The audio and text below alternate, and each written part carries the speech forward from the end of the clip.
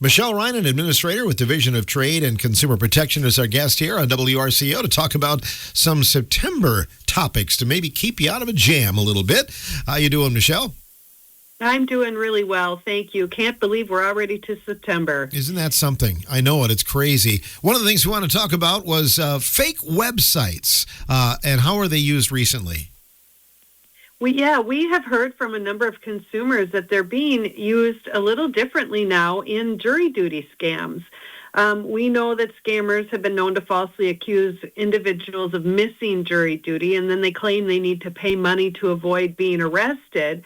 But this new twist is that scammers are now telling these individuals to click a link that opens what appears to be an official government website, but it's actually just a very convincing fake controlled by the scammer.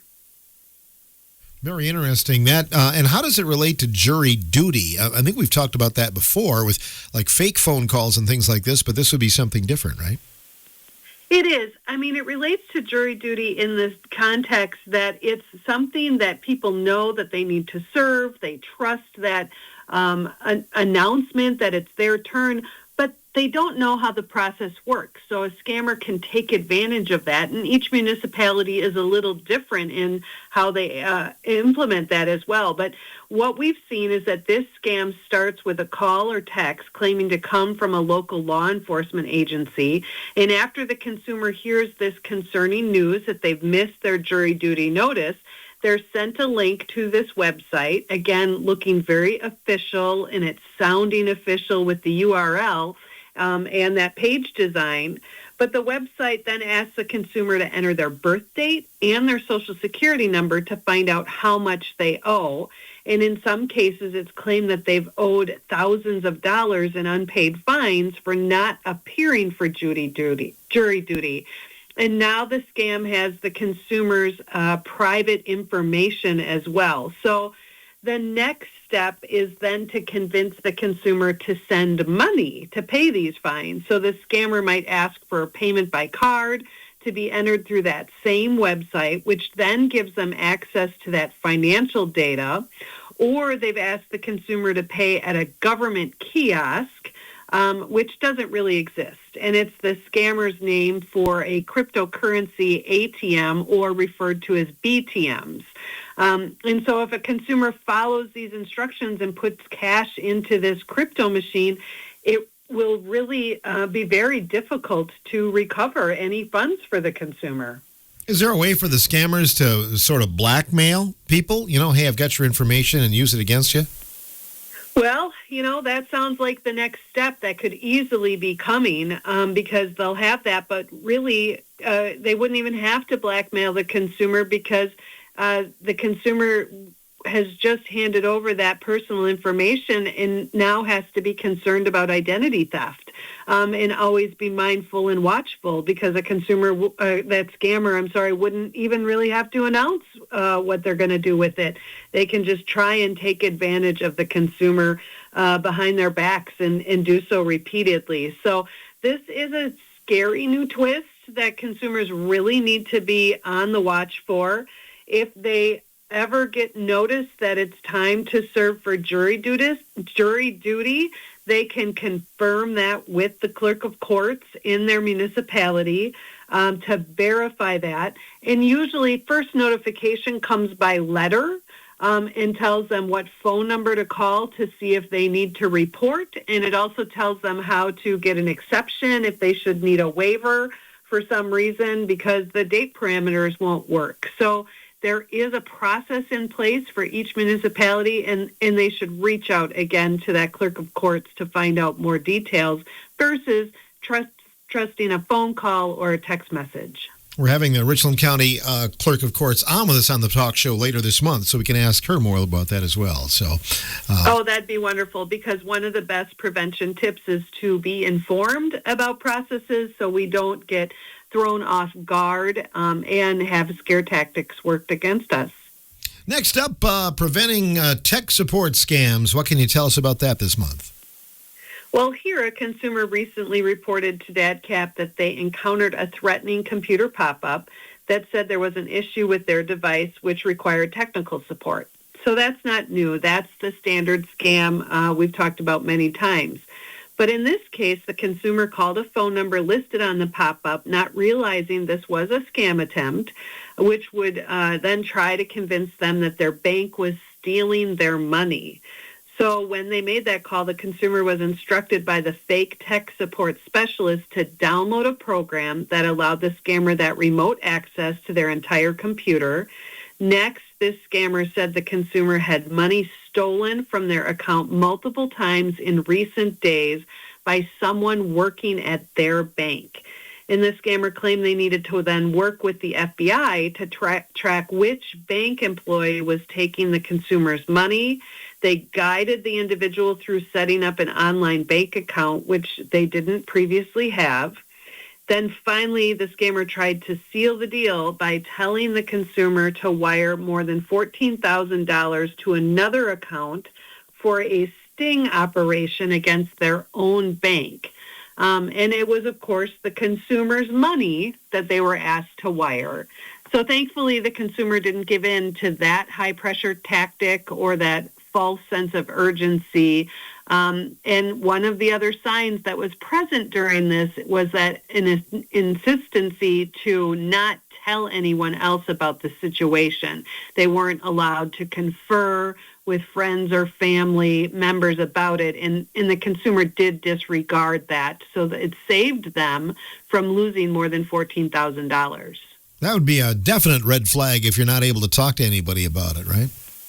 It needs to be. The high-pressure tactics, a false sense of urgency, all need to be. If anyone gets this call and they're at all concerned about transactions and that they think their money's disappearing from their bank, go to the bank. Go to the bank, talk to a teller, get a current statement, and you can see your money and where it has gone and not gone. You compare it to the previous month's statement, and you can validate that your money is still there and not disappearing from your account. PayPal scams remaining popular. What's the latest on that, Michelle? Yes, they are remaining very popular. We continue to receive phone calls from consumers who were targeted by scammers on several different variations of PayPal scams. The scammer's main goal here is to try to convince consumers to send them money, but they have a secondary goal, and it's to steal that personal information or private data. So think bank account numbers and account login details. So there's a couple different steps consumers can take based on the type of interaction they are having. If a consumer receives an unfamiliar PayPal invoice, they shouldn't react right away. Instead, they should pause, check their records to see if they made any purchase that matched the description, and then talk about the invoice with someone that they trust and only send money for purchases they know are real. However, if a consumer is overpaid through PayPal and the sender asks them to wire back the difference, that is likely a scam. The scammer may have used stolen money to send the payment and is trying just to clean it by scamming someone else. Instead of sending any money back to the sender or any company, consumers should consider canceling the order completely. And then the final area of advice I think we have on this is if a consumer is asked to pay extra fees through PayPal for prizes, shipping costs, unpaid taxes, different business expenses for a new job, or any other reason that seems unusual, uncommon, or unfamiliar, they should just stop right away. It's very unlikely that legitimate sources will ask for these payments to be sent through PayPal. Just remember, don't open any links or use any contact information ever provided in these types of requests. Always rely on your foundational information and go to your account and log in the way you normally would. Or in this case, go to the PayPal help center that they have on their official website.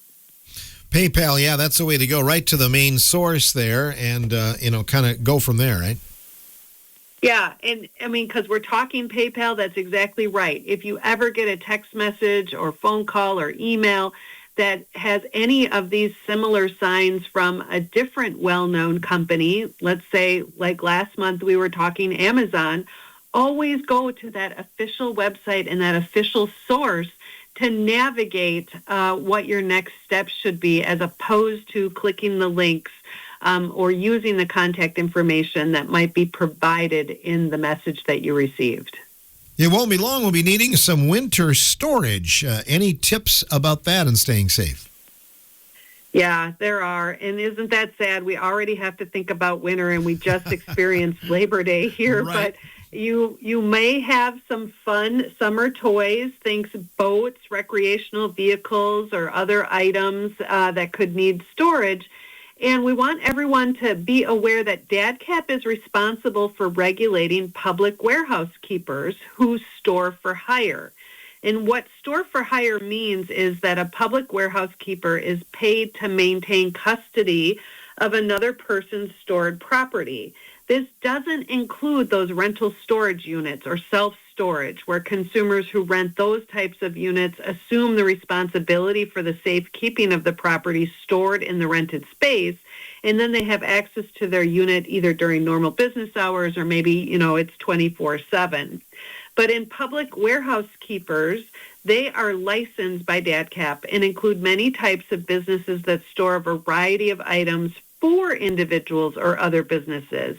They could include a warehousing company that handles product distribution, maybe a moving company that stores household goods, a vehicle dealership or service center that provides off-season storage for boats, RVs, power sport vehicles, or even farmers who offer an empty barn, shed, or field as a storage space.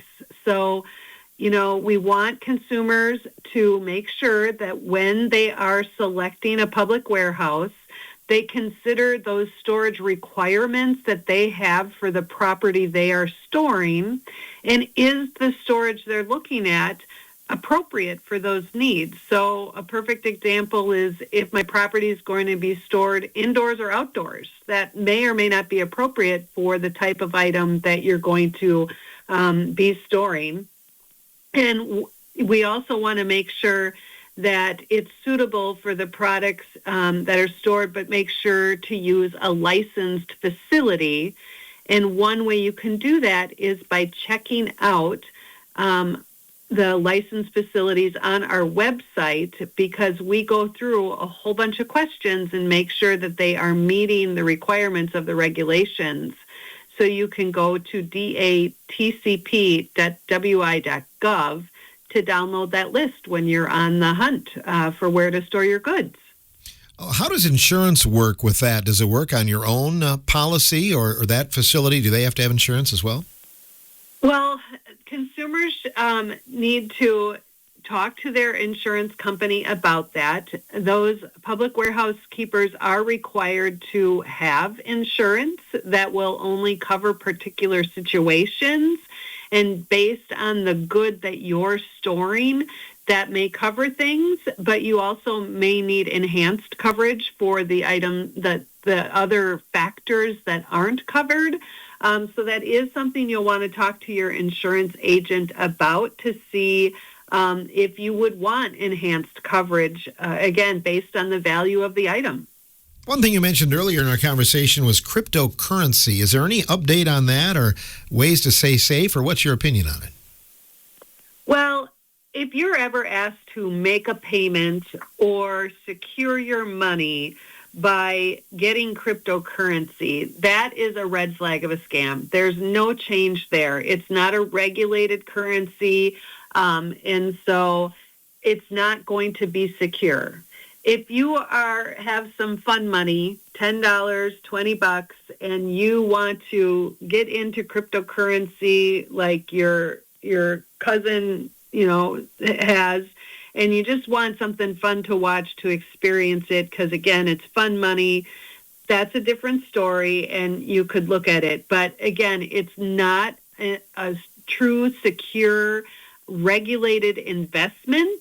So don't let anyone talk you into thinking that it is a true investment. It's really just something fun. Mm-hmm. Yeah, so it's important to know what it is going into it. That's great. Thanks for the information this week, this month. Michelle, thanks for joining us. We'll talk to you, oh my goodness, in October. Absolutely. If anyone has any questions or needs any materials before October, reach out to the Consumer Protection Hotline at 1-800-422-7128 or go to our website at datp.wi.gov. All right, Michelle Reinen joining us on our morning show today. Michelle's from Consumer Protection, DATCAP, here on WRCO's Morning Show.